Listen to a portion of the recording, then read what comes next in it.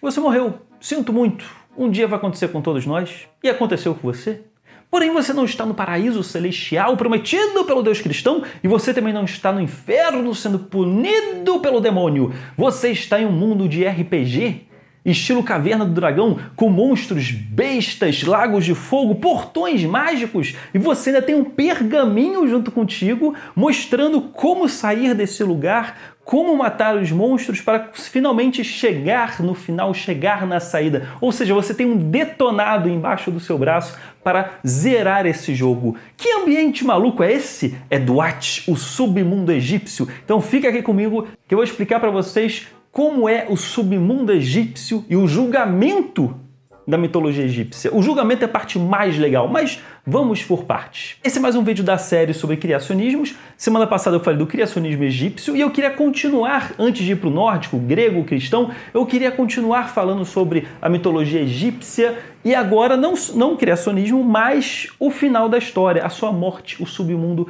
o julgamento, que é uma história sensacional. Então eu quis me adiantar e trazer para vocês aqui. Então aproveite e deleite-se com a história. Primeiro eu preciso falar da mumificação do Egito Antigo antes de voltar para Duat. Segura aí, vou abrir um parênteses. A mumificação era muito importante para conservar o seu corpo. E por que era importante essa conservação? Porque no plano astral você precisava se reconhecer. Diferente do espiritismo, que você não lembra nada da sua vida passada, quando você se torna espírito, precisa até ter regressão, tem que ter psicólogo espiritual no meio. Na mitologia egípcia, nada disso acontece. Você tem sim a memória da sua vida terrena, mas para isso é preciso da mumificação. O seu corpo precisa ficar em perfeito estado após a morte no mundo terreno, para que você também fique em perfeito estado no mundo espiritual.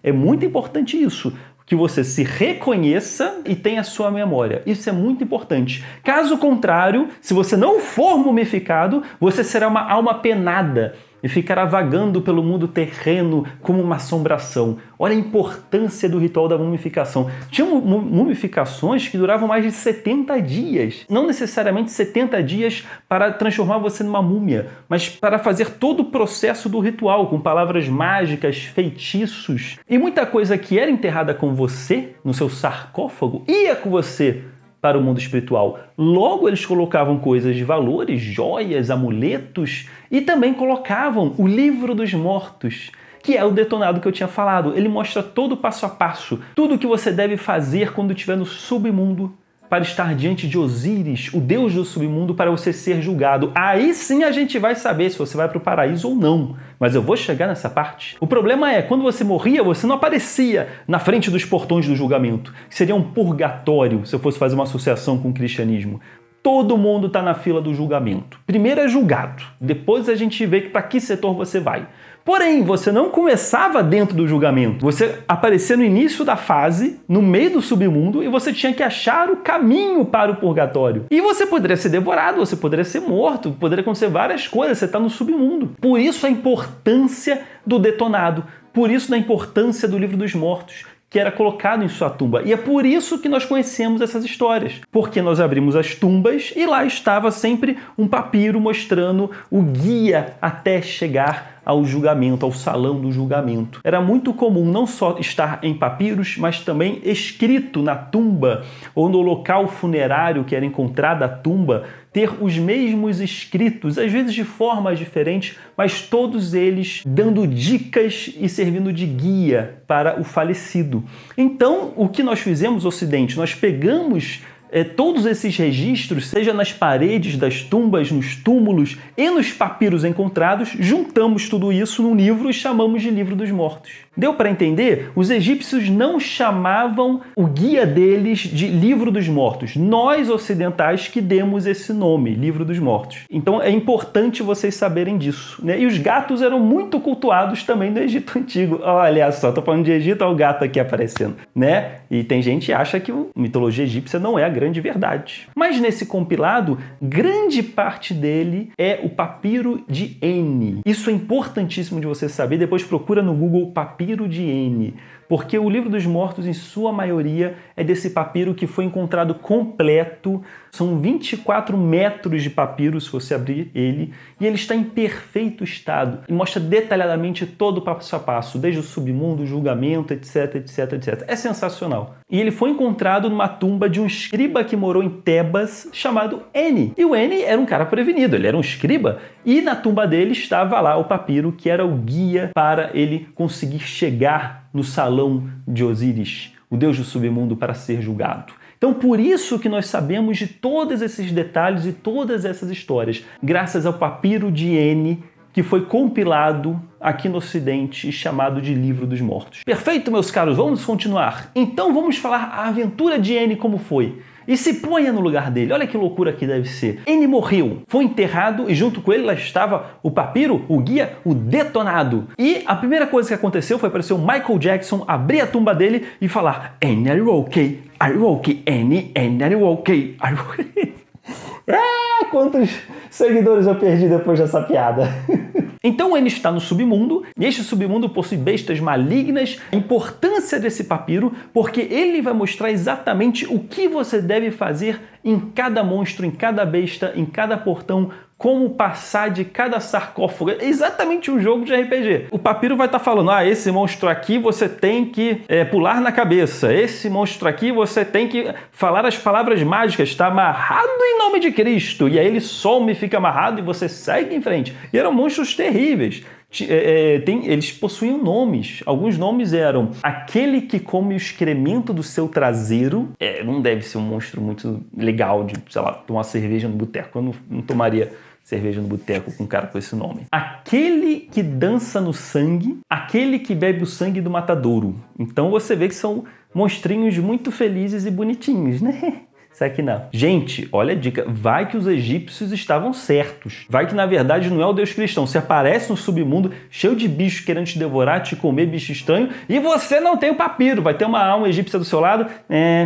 Não tem papiro, né? Loser! E sai correndo à sua frente, sabe? Por precaução, quando me enterrarem, por favor, coloque o Livro dos Mortos junto comigo. Vai que. E após passar por todos esses desafios, finalmente você chega nos portões da deusa Maat, a deusa da justiça.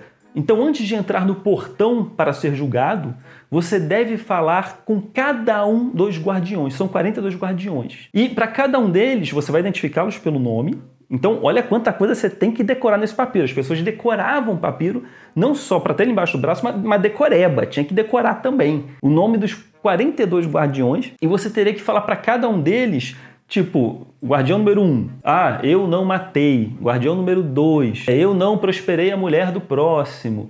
É tipo os 10 mandamentos. Eles chamam isso de confissões negativas, onde você deveria se confessar, porém falando tudo que você não fez. Assim como os 10 mandamentos do cristianismo. Antigamente, quando o homem deixou de viver apenas em bando e começou a viver em sociedade, você deveria seguir regras, você não podia matar o amiguinho. Então foi necessário ter regras de convívio. Geralmente essas regras eram impostas pelo soberano, pelo rei, para poder ter um controle social para as pessoas poderem conviver juntas. As primeiras regras encontradas foram as Tábuas de Hammurabi, que lembra muito os 10 mandamentos. Os 10 mandamentos bíblicos também é uma forma de controle de convívio. Não pode matar o amiguinho, não pode prosperar a mulher do próximo, não furtarás. E interessante é porque no Egito Antigo também tinha regras de conduta. E eu só passei a conhecer essas regras lendo o pergaminho de Eni, porque aí sim aparecem as regras que os egípcios usavam. Olha que interessante. E eu vou falar essas regras para vocês, são 42, diferente do cristianismo que tinham 10, os egípcios tinham 42, é mais completo, mas mais difícil de ser salvo, mais difícil de ir para a salvação. Então vamos lá, vamos ver se você vai para o céu egípcio ou não. Para cada guardião você tem que falar: eu não roubei, ok, por enquanto eu tô de boa. Eu não furtei, legal, por enquanto eu tô de boa também, acredito que você também esteja, espero. Eu não matei pessoas, ok, legal. Todos indo para o céu? Todo mundo aqui me acompanhando indo para o céu? Eu não destruí as oferendas de alimentos. Olha só, viu? Você aí que tem o dilema chuta que é macumba, que não gosta de banda de candomblé, olha só. Se você chutar a macumba, você tá ferrado. porque os egípcios faziam oferenda para os deuses também, e você não pode destruir as oferendas de deuses. Eu não furtei propriedade do Deus, eu não falei mentiras, são 42, eu vou tentar resumir. Eu não transgredi, eu não cometi especulação de grãos. Você já cometeu especulações de grãos? Olha lá. Eu não contei ou discuti segredos, não roubei uma parcela de terra, não provoquei uma ação judicial. Ih, rapaz, agora seus pontinhos estão caindo, hein? Do julgamento. Eu não copulei erradamente. Eu não copulei. O que seria para a fé egípcia copular erradamente? Mas dentre os quesitos egípcios tem um aqui que vai todo mundo se ferrar. Eu não poluí os rios. Agora todo mundo foi para o inferno. Os egípcios, eles tinham um rio Nilo, que era a fonte de sobrevivência deles. Então você não poderia poluir o rio, não poderia poluir a fonte de sobrevivência daquele povo, né? Hoje, aqui no Ocidente, a gente criou uma cultura de tudo que é higiene nossa, a gente manda por água abaixo e vai para o rio. Um costume criado por nós. Por exemplo, os índios, eles não jogam no rio as fezes deles, eles enterram as fezes deles. Eles não poluem o rio. E os egípcios também não poluem o rio. E um dos mandamentos egípcios para você ser salvo é não poluir os rios. Então eu acho que vai todo mundo aqui do Ocidente para o inferno egípcio. Sinto muito. Ou seja, eram 42 mandamentos e que você devia dizer cada um deles, decorar cada um deles e dizer cada um deles individualmente para cada guardião. Após ter feito isso, porra, caramba, aí sim você entrava na sala de julgamento. Rapaz, você achando que ia ter um descanso eterno, hein? Te jogam no meio de um mundo de RPG cheio de bichos, cheio de monstros. Você tem que decorar lição de casa 42. Lembra na escola, você não conseguia nem decorar uma equação matemática, uma lei de Newton. Agora você tem que decorar 42 mandamentos e saber o que cada besta faz para matar cada monstro, cada bicho. Jesus do céu, que salvação é essa? E todo mundo passava por isso. Se você passar por essa segunda etapa, a primeira etapa são os bichos. A segunda etapa são os guardiões, que você deveria declarar a sua inocência. E a terceira etapa seria finalmente o julgamento. Você entra no salão de Maat, a deusa da justiça, e Osíris está sentado no trono te esperando para o julgamento. E aí que vem a melhor parte. Eu quero botar essa imagem para vocês verem. Pá! Essa imagem é sensacional. Da mesma maneira que no último vídeo que eu falei sobre criacionismo egípcio, eu expliquei uma imagem encontrada em sarcófagos egípcios, e agora eu quero te explicar esta outra imagem, a imagem do seu julgamento no dia da sua morte. É muito legal porque agora você também vai saber interpretar essas imagens datadas de mais de 3.000 anos antes de Cristo. Olha que sensacional. Então venha comigo, vamos ler junto comigo. Esse é o dia do seu julgamento. Então, de um lado você tem Osíris, como eu disse, o deus do submundo. Ele é a primeira múmia. Até você vê que ele é um pouquinho diferente das outras pessoas, porque ele está mumificado. Lá do outro canto tem o N, ou você, no caso, quando morrer, sendo julgado. No meio, você tem a balança. Essa balança que vai determinar se você é inocente ou não, já vou explicar ela. Você tem Anubis, ele é conhecido como deus da morte, é o deus que te recebe depois que você morre e que te acompanha até o submundo. E Anubis ali, ele fica regulando, você está vendo que ele está regulando a balança. Ao lado dele tem o Thoth, é o deus da sabedoria, é o deus da matemática, e ele está ali analisando, fazendo os cálculos da pesagem. E como funciona essa pesagem? E aí que vem a parte bonitinha, poética, simbólica. Eles pesam o seu coração de um lado e uma pluma do outro lado. Essa pluma, ela fica na cabeça da deusa da justiça, Maat. Ela retira essa pluma da cabeça dela para botar na balança. E o seu coração, ele deve ser mais leve que uma pluma. Não é para ser analisado pelo sentido literal, e sim pela simbologia, ou seja, o seu coração deve ser leve. Você foi uma pessoa boa, você fez o bem, logo o seu coração, ele é leve, ele é mais leve que uma pluma. E se ele for mais leve que uma pluma, você será salvo. E você irá para o paraíso egípcio, conhecido como Aaru, que era um paraíso agrário, não seria um descanso eterno, lá você trabalha. Lá teria um campus de junco, onde você poderia trabalhar à vontade, junto com sua família, com pessoas que você ama, estarão lá também. Então vai ter um final feliz. Esse é o paraíso egípcio. E você será salvo. Porém, se o seu coração for mais pesado que a pluma, você será devorado por uma besta maligna que está ali acompanhando o julgamento, chamado Emmet. Emmet, ele é metade, ele tem a cabeça de crocodilo, metade do corpo de guepardo e a outra metade um corpo de hipopótamo. Ele era uma besta horrível e você seria devorado por ele se você não fosse uma pessoa boa, se seu coração fosse mais pesado. E aí você teria a sua segunda morte. No Egito Antigo tinha isso, é curioso, você tem a primeira morte, que é a morte física, e você poderia ter a segunda morte, a morte espiritual, quando você seria devorado por Emmet,